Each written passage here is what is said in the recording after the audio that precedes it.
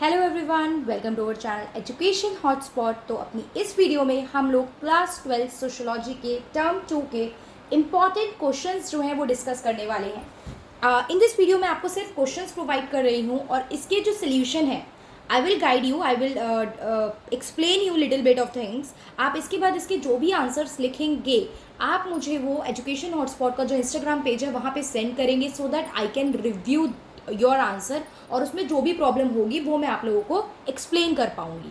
ठीक है, तो दिस इज द थिंग। इसके अलावा आपका जो टर्म 2 का सैम्पल पेपर है वो भी मैं डिस्कशन स्टार्ट कर दूंगी। वो क्वेश्चन और आंसर दोनों प्रॉपर डिटेल्ड फॉर्म में हम लोग उसको डिस्कस करेंगे।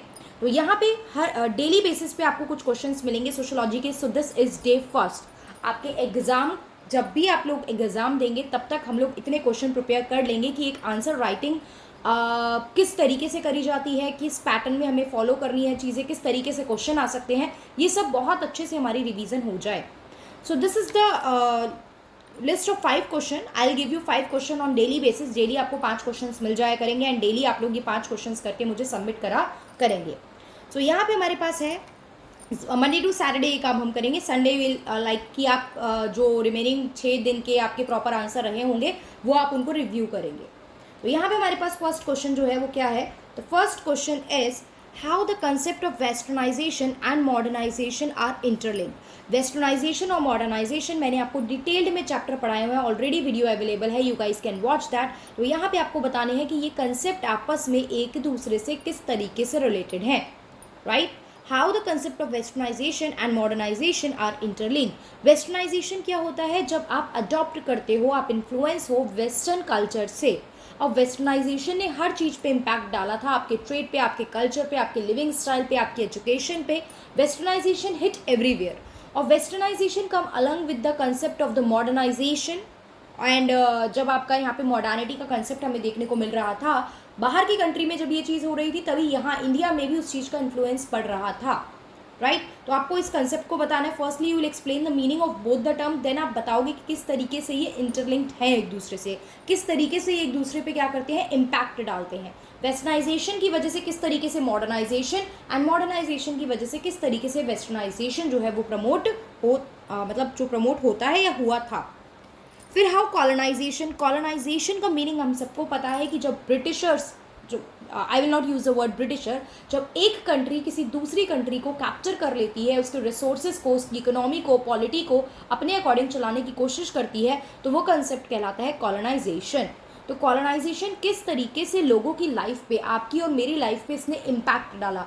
अगेन आपका जो हमने स्टार्टिंग में चैप्टर डिस्कस करा था स्ट्रक्चरल चेंज का, वहाँ पे हमने इसमें पढ़ा था कि कॉलोनाइजेशन की वजह से एजुकेशन, लाइक इंग्लिश एक टैब वो बन गया था कि इंग्लिश इज मस्ट, इंग्लिश सिखाई जाएगी स्कूल में। इंग्लिश आना एक बहुत बड़ी बात हो गई थी, जिस वजह से जो आपकी डाउनट्रोडन क्लासेस थी, जो मार्जिनलाइज सेक्शन थे सोसाइटी के, जो बैकवर्ड सेक्शन थे, वो भी इंग्लिश सीख के धीरे धीरे अपग्रेड होकर अच्छी जॉब ले पा रहे थे। तो ये सिर्फ एजुकेशन की बात है। खाने की चीज़ें, खाना पीना जो ट्रेडिशनल चीज़ थी वो भी चेंज होकर उसका नाम डिफरेंट डिफरेंट चीज़ों ने, ब्रेकफास्ट वगैरह में जो था डिफरेंट चीज़ों ने असर ले लिया था। तो कॉलोनाइजेशन की वजह से आप लिख सकते हो वेस्टर्नाइजेशन भी देखने को मिला एंड मॉडर्नाइजेशन भी देखने को मिला। This is the impact of colonisation, ठीक है। तो जब लाइक ब्रिटेन और इंडिया का हमें एक्सप्लेन करना होगा ना हमें, तो यहाँ पे तो हम उनका एग्जाम्पल लेके ही समझाएंगे।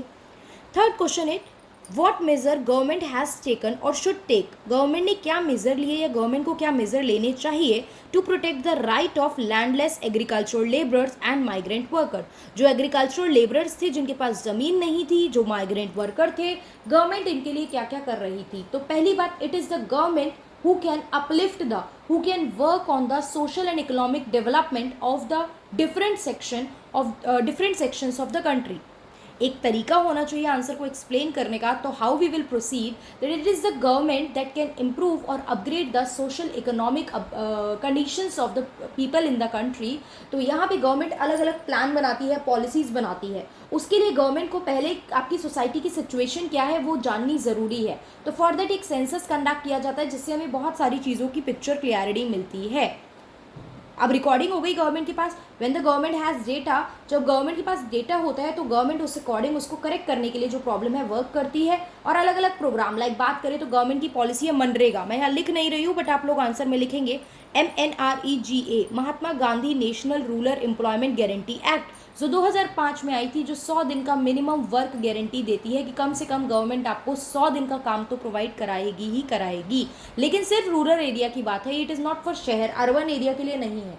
प्लस फिर लैंड गवर्नमेंट ने जब एग्रीकल्चर को लेके बहुत प्रॉब्लम थी तो गवर्नमेंट ने जितने भी इंटरमीडियरीज थे उनको अबॉलिश किया, जमींदारी सिस्टम को अबॉलिश, धीरे धीरे अबॉलिशमेंट हुआ, abolition of intermediaries, land ceiling की मैक्सिमम कितनी लैंड होल्डिंग किस पर्सन के पास रहेगी ये काम भी गवर्नमेंट ने किया, तो लैंड सीलिंग का कंसेप्ट यहाँ पे आया। तो ये सब चीज़ें डिटेल में हेडिंग बना के आप लिखोगे, लेकिन डायरेक्ट एक्सप्लेन करने से पहले आपको आंसर का एक बेस बनाना होता है। You need to frame a base और इंट्रोडक्शन। तो इंट्रोडक्शन में आप यही लिखोगे कि गवर्नमेंट के लिए ज़रूरी है ये करना, ये काम गवर्नमेंट ही मासिव लेवल पे कर सकती है।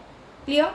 उसके बाद land ceiling, abolition of intermediaries, MNREGA, agriculture productivity पे काम किया जिससे कि लोग थोड़ा सा अपलिफ्टमेंट हो सके, सोसाइटी में बैलेंस बन पाए, ये सारी चीज़ें आप यहाँ एक्सप्लेन करोगे। Then we have explained the concept of sanskritization in detail। Sanskritization में multiple time in multiple videos आपको डिटेल में विद नोट्स समझा चुकी हूँ, तो आई होप ये आप कर पाओगे। प्रॉपर नोट्स के साथ वाली वीडियोज़ भी चैनल पे अवेलेबल हैं, तो अगर आप उन्हें देखोगे तो भी आपको कंसेप्ट मिल जाएगा, right. Next, what are the feature of a globalised economy, explain करना है आपको। एक ग्लोबलाइज्ड इकोनॉमी क्या होती है? ग्लोबलाइज्ड इकोनॉमी वो है जो इंटरनेशनल लेवल पे ट्रेड कर रही है। ग्लोबलाइज्ड इकोनॉमी वो है जो बाहर के कल्चर ट्रेड्स को फॉलो करके चल रही है। ग्लोबलाइज्ड इकोनॉमी वो है जहाँ पे मल्टी कल्चरलिज्म का कंसेप्ट देखने को मिल रहा है। ग्लोबलाइज्ड इकोनॉमी वो है जो कि एक ओपन इकोनॉमी है, मतलब ट्रेड पे बहुत ज़्यादा रिस्ट्रिक्शंस, बैरियर्स और ये सब चीज़ें नहीं इम्पोज करती है। तो ये सब फीचर्स होते हैं ग्लोबलाइज इकोनॉमी के। अब जब आप ग्लोबलाइज होते हो तो सिर्फ ट्रेड पे इम्पैक्ट नहीं पड़ता, ग्लोबलाइजेशन का इम्पैक्ट आपके कल्चर पे, आपके लिविंग स्टाइल पे, आपकी एजुकेशन पे, स्टैंडर्ड ऑफ लिविंग, इन सब चीज़ों पे ग्लोबलाइजेशन का इम्पैक्ट पड़ता है। तो इस आंसर में आपको ग्लोबलाइजेशन को आपकी पॉलिटिकल सिचुएशन और सिस्टम पे, तो इस आंसर में आपको ग्लोबलाइजेशन को लिंक करना है अलग अलग टॉपिक्स से। तो आई होप हमें ये 5 के 5 क्वेश्चन समझ में आए हैं, हमें थोड़ा कंसेप्ट क्लियर हो गया है, कैसे आंसर फ्रेम करने हैं वो क्लियर हो गया है। तो if you guys are serious about your examination then this is the question for today. आप लोग इसे लिखिए, टेक योर टाइम, समझिए एंड देन नोट्स की हेल्प आप ले सकते हो। Again I am saying channel पे नोट्स के साथ वाली वीडियोज़ अवेलेबल हैं, तो वहाँ पे से आप लोग मुझे ये लिख के जो एजुकेशन हॉटस्पॉट है वहाँ पे आप लोग मुझे ये शेयर कर सकते हो, या फिर प्रॉपर PDF कंडक्ट करके जो हमारी मेल है प्रॉपर educationhotspot0@gmail.com, वहाँ पे आप मुझे इसे सेंड भी कर सकते हो। I hope this will help. अगर ये हेल्प करेगा तो प्लीज़ मुझे कमेंट करके बताइए कि इस तरीके की सीरीज़ मुझे कंटिन्यूटी में रखनी चाहिए। प्लस मैं एक सीरीज़ लाऊंगी जिसमें हम लोग पैसेज बेस्ड क्वेश्चन भी सॉल्व करेंगे एंड आपका टर्म 2 का जो सैम्पल पेपर है that also we will solve. So this is all for this video. Thank you for watching. जो भी रिस्पॉन्स है, जो भी रिव्यू है, जो भी ओपिनियन है रिगार्डिंग दिस सीरीज आप लोग मुझे कमेंट करके बताएंगे, तभी मैं डेली बेसिस पे ये सीरीज कंटिन्यूटी में रखूंगी और आपको डेली के 5 क्वेश्चंस जो है वो दूंगी, सो दैट हम एग्जाम तक एक अच्छा खासा कंटेंट कवर कर लें। So that's all for this video. Thank you for watching everyone.